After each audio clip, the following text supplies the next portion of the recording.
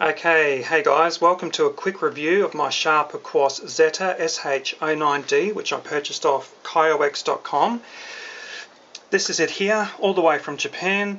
Just a very quick few specs about it. It's running a 1.5 GHz dual-core Snapdragon Crate processor, same one as used in the current HTC XL. It's running Android 4.04, has 16 gigabytes of memory, it's compatible with Telstra's NextG network, has microSD support up to 64 gigabytes SDXC, has Bluetooth version 3, wireless N of course.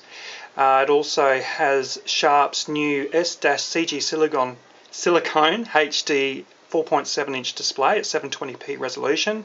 Basically, the S-CG silicon means that it can have 2 times the brightness of regular LCD displays, but lower battery consumption at the same time.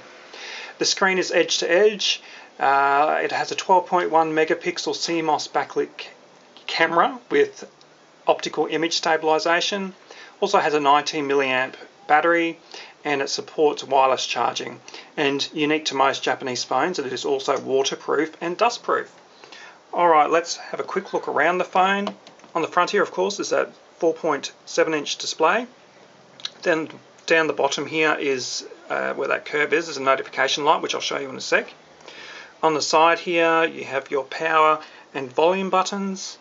On the top, there's a port there for the 3.5mm headphone jack. And on the bottom under here is the connection for your micro USB cable. Alright, now at the moment I'm running on this phone what Sharp calls Sharp's Feel UX launcher, or 3-line home. This is the standard lock screen, which is pretty cool. You can scroll through pictures here up the top and notifications down the bottom.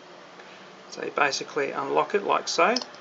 And here we are at the Feel UX launcher. First thing you'll notice down the bottom here, there's no home button. You don't need it whilst you're in this part of the launcher. You just basically scroll from side to side to get to your apps, your widgets, widgets.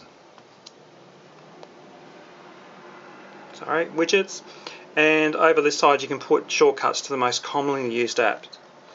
It's a very unique way of using an Android device. I don't think I've quite seen a launcher like this, but I prefer to use the Docomo Palette UI launcher that comes standard with this phone. I'll just quickly switch to that and show you.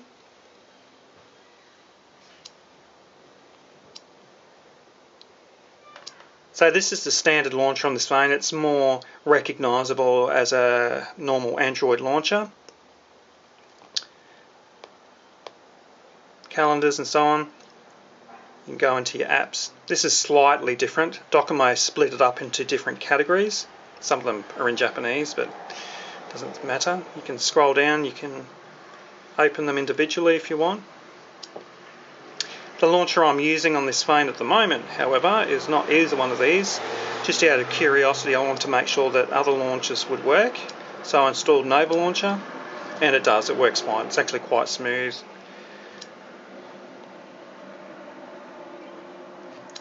Alright, so I'll quickly go through some features of this phone. Like I said, I'll show you the notification light because it is quite colourful. To get to the notification light settings, you actually have to go into sound. I'm not sure why. Okay, I'll just find where I actually can change it. Alright, here we go. So this is all the different settings. Currently I've got it set on rainbow. You'll see it. Alright, I'll just zoom in a bit for you. So rainbow. I'll zoom out a bit. There's some weird settings. This one's called long breath, meteor, random.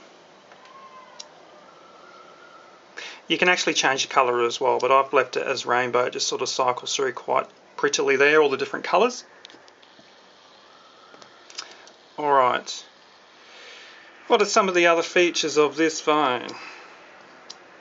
As you can see, it's on-screen buttons. I think it's a better implication of on-screen buttons than the Galaxy Nexus.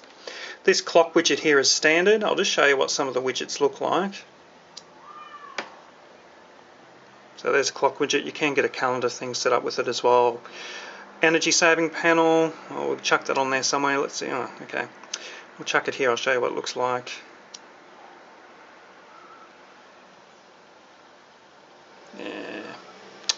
Yeah, I'm going blind. Oh, there it is.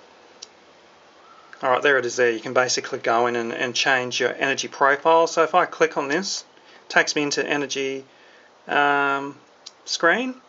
At the moment I've got it set on normal. You can go in and edit it, edit different settings. You can have certain things on and off and so on. I've got it running at the moment pretty much as energy harshly as I can, just to see how good the battery life is, and so far it's actually been really good.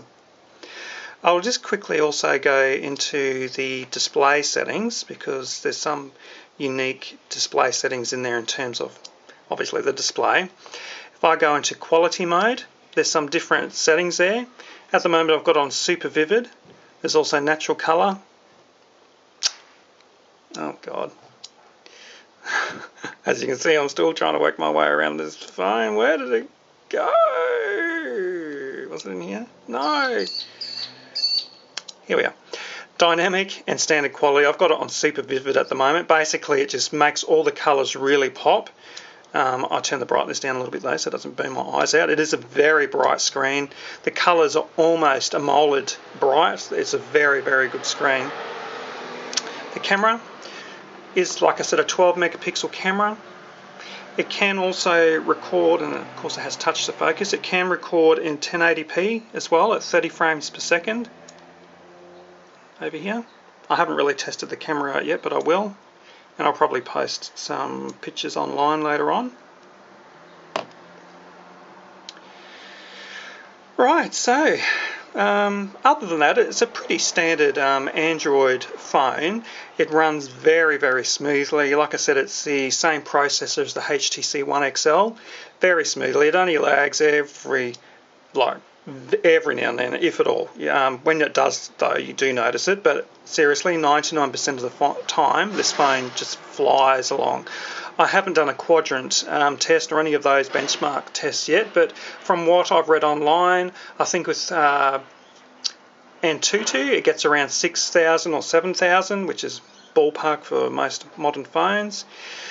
And yeah, if you are considering getting a Japanese phone, definitely consider the Sharp Aquos Zeta SH-09D. It is just a stunning phone. Very comfortable to hold. It's actually quite thin. It's waterproof, dustproof, has a HD screen, and one of the most current processors in the phone. Alright, well look, if you have any questions, just post in the comments section below. I'll try and answer them for you. If you want me to video or clarify some of the features of the phone, please let me know and I'll be happy to do that for you. Cheers guys.